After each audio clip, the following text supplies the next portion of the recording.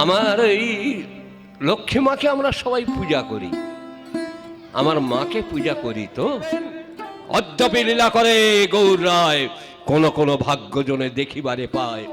ওই একটা রাত্রি ব্রত করে কি মা হওয়া যায়? চলো দেখবেন নবপত্রিকা পুজো দেওয়া হয়, মা দুর্গার পূজায় লাগে। দেখবেন নবশস্য দিতে হয়, মা দুর্গার পূজায় লাগে। দেখবেন মায়ের পায়ের তলা সিংহ, মা দুর্গার পূজায় লাগে। দেখবেন মা অসুরকে ত্রিশূলের ডগায় রেখে দিয়েছেন, মা দুর্গা পূজায় লাগে। মার ডান পাশে লক্ষ্মী, বাঁ পাশে সরস্বতী, কার্তিক ঠাকুর, গণেশ ঠাকুর যেন জগৎ ব্রহ্মাণ্ডময়ী। তিনি জগৎকে যেন উৎসর্গ করছেন, পৃথিবীকে জানান দিচ্ছেন মা কারে বলে। দেখো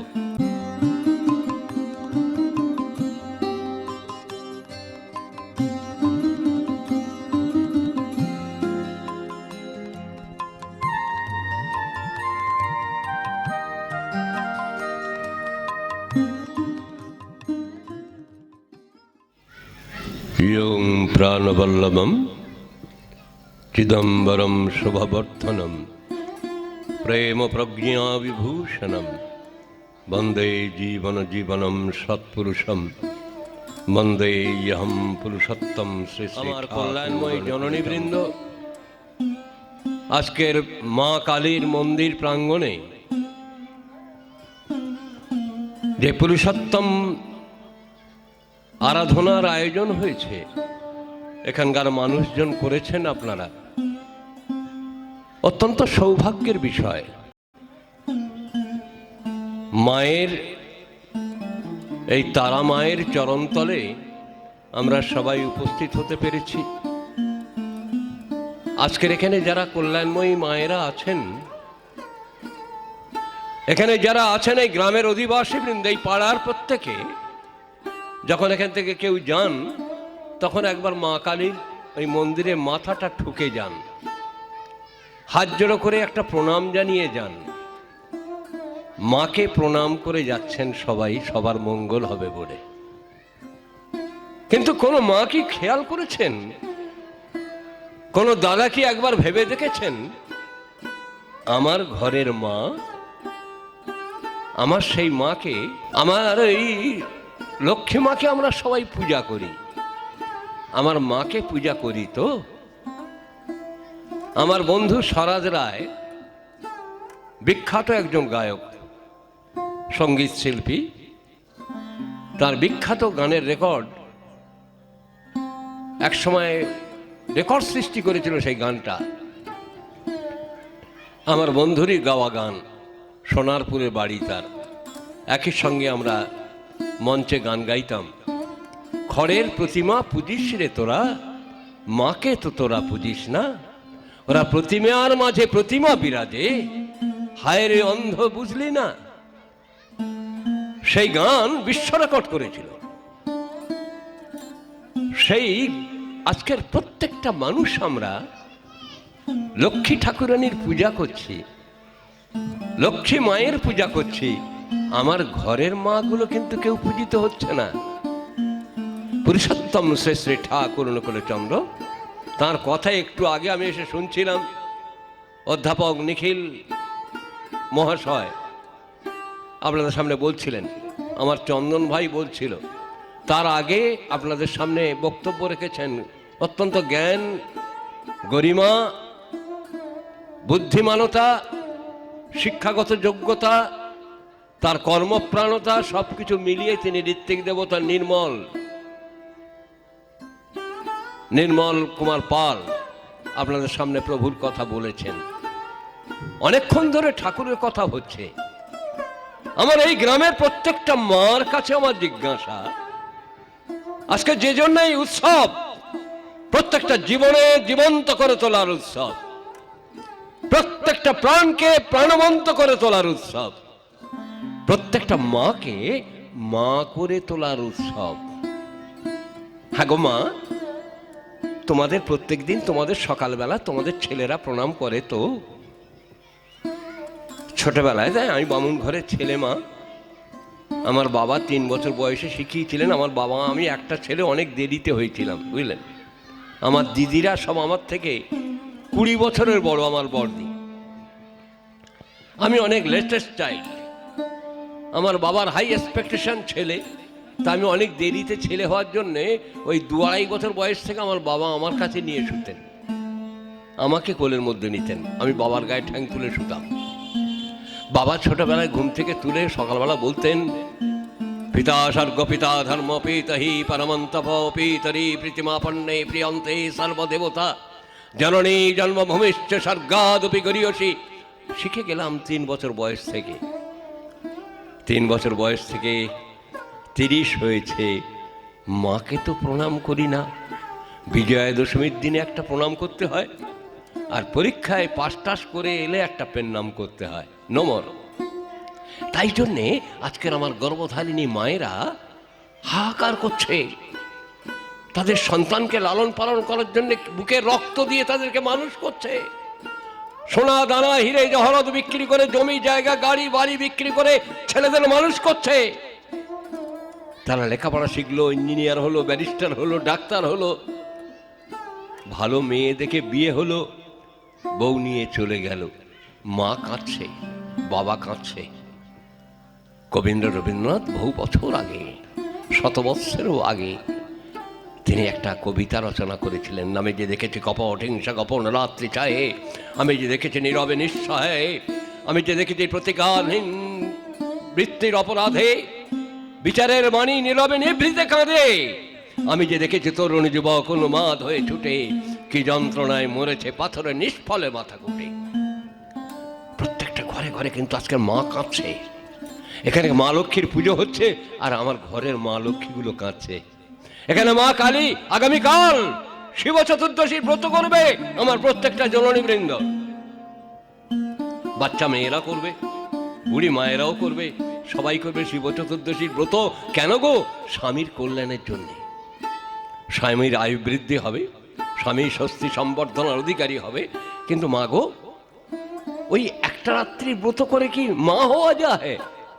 জানো মা, তোমরা যার ব্রত করছো তার ব্রত কে করেছিল জানো? এই পৃথিবীর বুকে প্রথম, তার নাম দেবী পার্বতী, মা দুর্গা ঠাকুরানী। 12 বৎসর তিনি ব্রত করেছিলেন, আর ব্রত করে তিনি এমন আচার আচরণ চলন চরিত্র বাক্য ব্যবহার তার জীবনে তিনি ফুটিয়ে তুলেছিলেন, যেখানে প্রত্যেকটা গাছপালা পাতালতা শাক সবজি ধান দুর্বা বাঘ সিংহ সব সবাই তাকে মা মা বলে পায়ের তলা লুটিয়ে পড়ত। একটু আগে প্রার্থনার পরে আমার শ্রীমান সনত সত্যানুসরণ চলার সাথে গ্রন্থ পাঠ করার পরে নারীর নীতিটা দিচ্ছে অনুসরণ। এখানে এগুলো করো না। নারীর নীতি পাঠ জেনারেল মিটিংয়ে হয় না, আমাদের মাতৃ সম্মেলনে হবে। সেখানে ভারী সুন্দর করে ওই মা দুর্গার ছবিটা পুরুষোত্তম শ্রী শ্রী ঠাকুর অনুকূল চন্দ্র এঁকে দিচ্ছেন কেমন করে। মেয়ে আমার, মা আমার, তোমার চলা তোমার বলা মানুষ জনসাধারণের সামনে এমন ভাবে উদ্বেলনা সৃষ্টি করবে, যাকে দেখে তোমাকে সবাই মা মা বলে মাটিতে লুটিয়ে পড়বে। আগো মা, এই মা দুর্গার মতো চলন দেখবেন নবপত্রিকা পুজো দেওয়া হয়, মা দুর্গার পূজায় লাগে।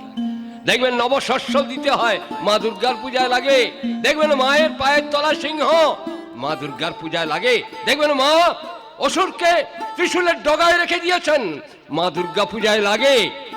মার ডান পাশে লক্ষ্মী, বাঁ পাশে সরস্বতী, কার্তিক ঠাকুর, গণেশ ঠাকুর, যেন জগৎ ব্রহ্মাণ্ডময়ী, তিনি জগৎকে যেন উৎসর্গ করছেন, পৃথিবীকে জানান দিচ্ছেন মা কারে বলে। দেখো, বাঘ ভাল্লুক সিংহ গরু ছাগল ভেড়া সবাই আমাকে মা মা বলে ডাকছে।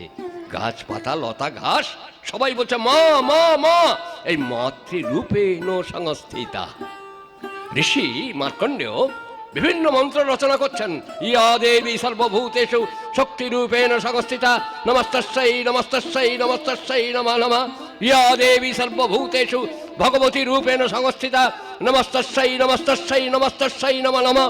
এরকম পরপর বলতে বলতে আস্তে আস্তে মায়ের কি রূপটা দিচ্ছেন জানেন? ইয়া দেবী সর্বভূতেষু লজ্জারূপেণ সংস্থিতা, নমস্তস্যৈ নমস্তস্যৈ নমস্তস্যৈ নমঃ নমঃ। তারপরে কি বলছেন? ইয়া দেবী সর্বভূতেষু লক্ষ্মী রূপেণ সংস্থিতা, নমস্তস্যৈ নমস্তস্যৈ নমস্তস্যৈ নমঃ নমঃ। লাস্টে কি বলছেন? ইয়া দেবী সর্বভূতেষু শক্তিরূপেণ সংস্থিতা নমস্তস্যৈ নমস্তস্যৈ নমস্তস্যৈ নমঃ নমঃ।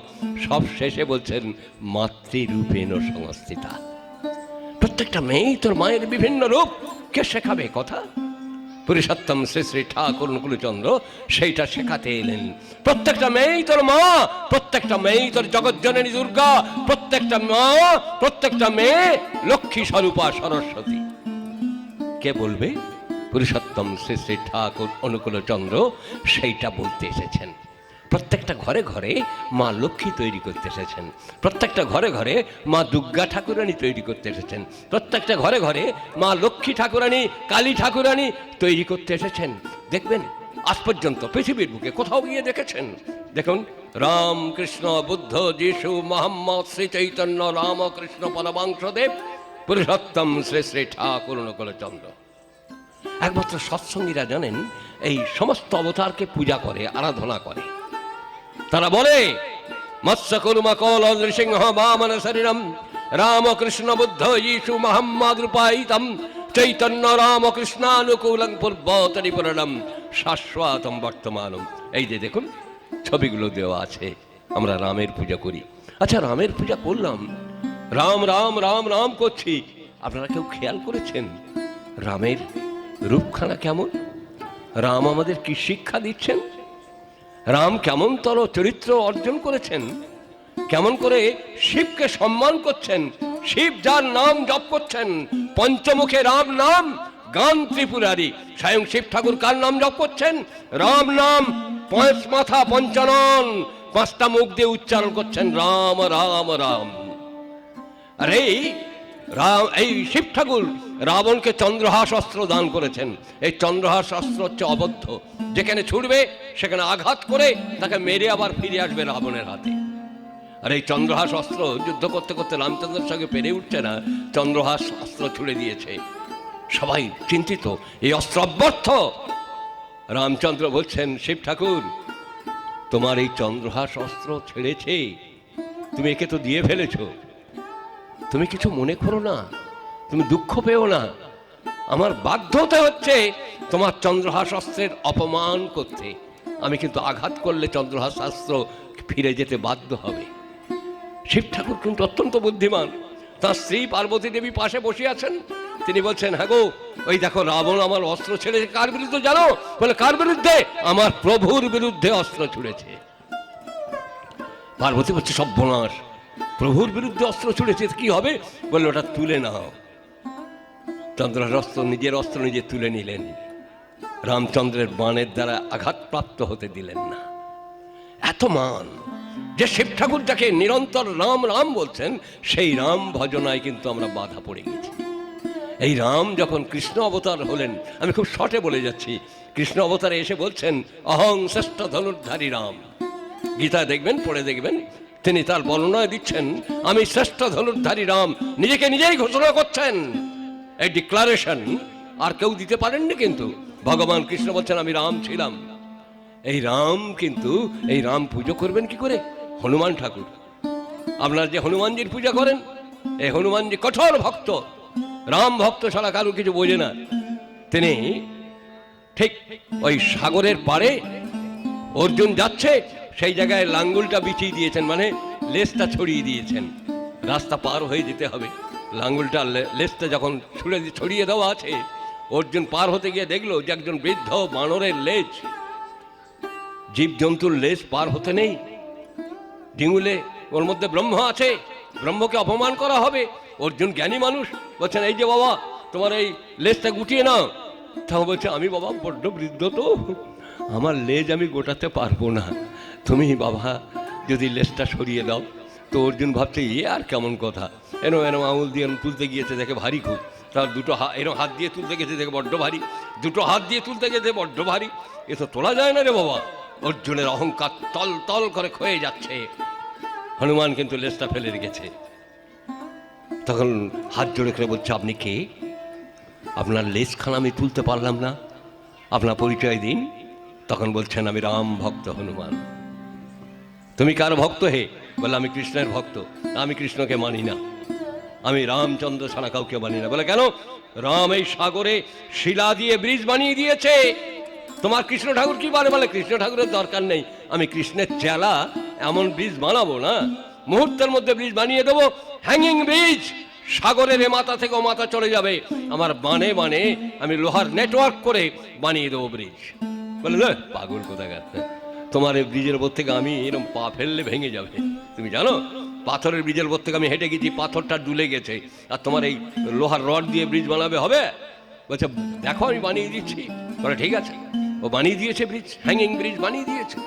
এখন দেখবে মিলিটারিরা গাড়ি করে ব্রিজ নিয়ে যায়, গিয়ে এরকম পেতে দেয় নদীর উপরে, সমস্ত গাড়িগুলো বেরিয়ে যায়, আবার ব্রিজটাকে গুটিয়ে নেয়।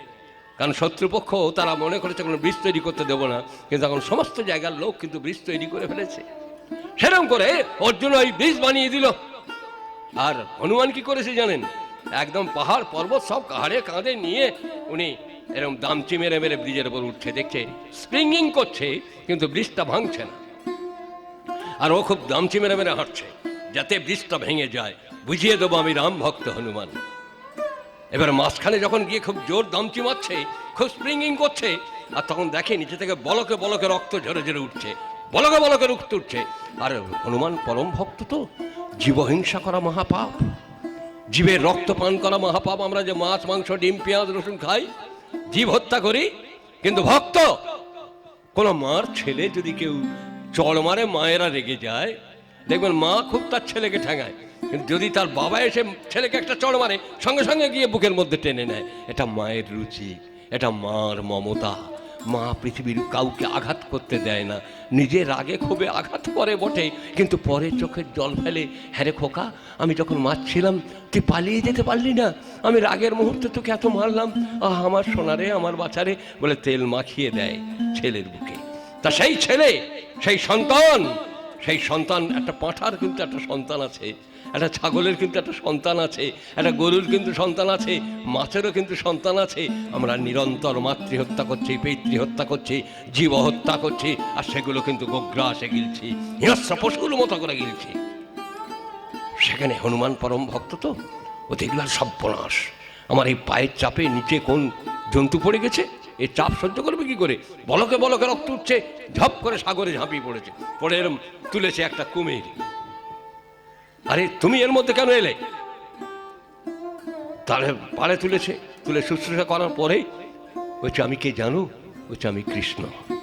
অর্জুন দেখে প্রভু কৃষ্ণ, আরে তুমি? বলছে অর্জুন তুমি বললে আমার বীজ বানিয়ে দেবো, তোমার কথাও রেখেছি। হনুমান বলেছে আমার বীজ ভেঙে দেবে, সে কথাটাও রাখলাম পিঠ দিয়ে। সমস্ত পিঠ যন্ত্রণায় ভরে গেল হনুমানের দাপট সহ্য করতে করতে। ভক্ত রক্ষা করছেন, ভক্ত জীবনকে রক্ষা করার জন্য ভগবানের আবির্ভাব। সেই শ্রীকৃষ্ণের বিবর্তনী ছন্দে পুরুষোত্তম শ্রী শ্রী ঠাকুর অনুকূলচন্দ্র, তাঁর এক ভক্ত হচ্ছে আসাম থেকে ট্রেন আসছে। আর এই যে বন্যা হয়, এই এলাকায় খুব বন্যা হয়, বন্যাতে জানেন রেল লাইনের তলা থেকে মাটি সব সরে গিয়েছে, একটা নদী তৈরি হয়ে গেছে।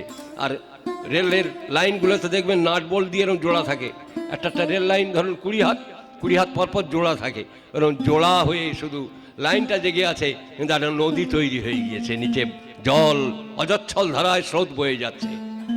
আর ট্রেন গাড়ি তখন ঝিতাখাতা কলকাতা, জানেন আপনারা অনেকে এখনো দেখেননি, আগেকার বয়স্ক মানুষরা দেখেছে যে কয়লার ইঞ্জিনের রেল, সেই গাড়ি করে আসছে, তার অ্যাসিস্ট্যান্ট ড্রাইভার তার রমন সাহা, তার নাম রমেন সাহা। সে ঠাকুরের কথা বলতে বলতে আসছিল ওই মেন ড্রাইভারকে, দেখে নদী হয়ে গেছে, গাড়ি আগে থেকে ব্রেক করে দাঁড় করিয়ে দিয়েছে। তখন ঠাকুরের কথা এ বলেই চলেছে, বলে এই তোমার ঠাকুরের কথা ছাড়ো তো, তোমার ঠাকুরের যদি এতই ক্ষমতা, তুমি কি এই ট্রেনটাকে এই ঝুলন্ত রেল লাইনের উপর থেকে নিয়ে যেতে পারবে, নদীটা পার করতে পারবে? ফট করে ইয়াং ম্যান তো, গায়ে তেজালো রক্ত আছে, বলে ফেলেছে হ্যাঁ পারি, নামে সব হয়।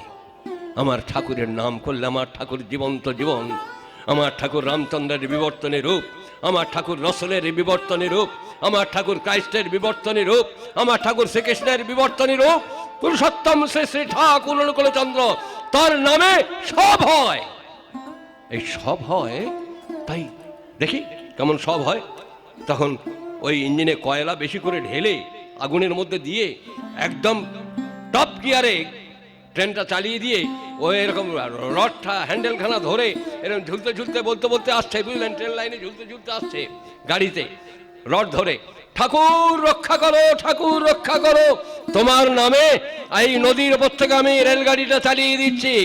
রেলগাড়িটা পার হয়ে চলে গেল। রেল জানেন ঝুলছে, সে তার উপর থেকে ট্রেনটা পার হয়ে গেল নদীর উপর থেকে। পুরুষোত্তম শ্রী শ্রী ঠাকুর অনুকূলচন্দ্র এবারে করি বলিলা অতি চমৎকার, মই না বুঝি অন্যকে বাছার। এবারে সেই লীলা পুরুষোত্তম শ্রী শ্রী ঠাকুর অনুকূলচন্দ্র করলেন, পার হয়ে এসেছেন। রমেন শাহ বলছেন আমি এবার ছুটি নেব। বলে কেন? এর উপর তখন সেই ড্রাইভার বলছে, কে ঠাকুর, কি করে এটা পার হলো? রেল লাইনটা ভাঙলো না, গুড়িয়ে গেল না, নদীর মধ্যে পড়ে গেল না? বলে পড়বে না, আমার মালিক শ্রী শ্রী ঠাকুর অনুকূলচন্দ্র, তাঁর চরণ ছোঁয়ায়, তার নামের ছোঁয়ায় এই রেলগাড়িখানা পার হয়ে এসেছে।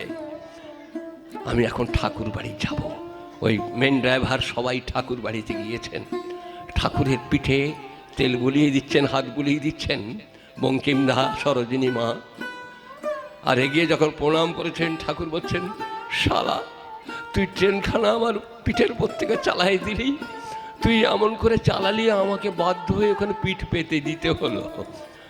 শ্রীকৃষ্ণ তার আমলে রামচন্দ্র যেমন করে, শ্রীকৃষ্ণ যেমন করে পিঠ পেতে দিয়েছিলেন, তেমন করে পুরুষোত্তম শ্রী শ্রী ঠাকুর অনুকূলচন্দ্র এই রমেন হনুমানের পাল্লায় পড়ে তিনি কিন্তু পিঠ পেতে রক্ষা করেছেন। তাই এই গ্রামের প্রত্যেকটা অধিবাসী বৃন্দকে বলি, পুরুষোত্তম শ্রী শ্রী ঠাকুর অনুকূলচন্দ্রের দীক্ষায় দীক্ষিত যারা হয়েছেন তারা নিয়মিত শ্রদ্ধাভরে ইষ্টভীতি করবেন। আমার একটু আগে আমাদের সম্মানীয় সম্পাদক আপনাদেরকে আহ্বান জানিয়েছেন। আমি এই হায়াতপুর প্রত্যেকটা অধিবাসী বৃন্দকে আহ্বান জানাচ্ছি, আগামী 15 এপ্রিল 16 এপ্রিল মহামহোৎসব উদযাপিত হবে গিদনি সৎসঙ্গ আশ্রমে, ঝাড়গ্রামের পরের স্টেশন গিদনি। এখানকার অনেক ভাইরা যায়, শিবম, প্রলয়, এরা সব যায়, আপনারা সবাই যাবেন। এখানে সনত আসে, চন্দন আসে, এদের সঙ্গে নিখিল আছে, এদেরকে নিয়ে আপনারা সবাই যাবেন। ওই মহামহোৎসবে দেখবেন অদ্যাপি লীলা করে গৌর রায়, কোন ভাগ্যজনে দেখিবারে পায় গিদনি সৎসঙ্গ আশ্রমে পুরুষোত্তমের লীলা ক্ষেত্রে দেখবেন কেমন তর করে তিনি লীলা করছেন। আমার কল্যাণময়ী মায়েরা, হায়াতপুরের প্রত্যেকটা মাকে আমি আমার শ্রদ্ধা, ভক্তি, ভালোবাসা, প্রণাম নিবেদন করি।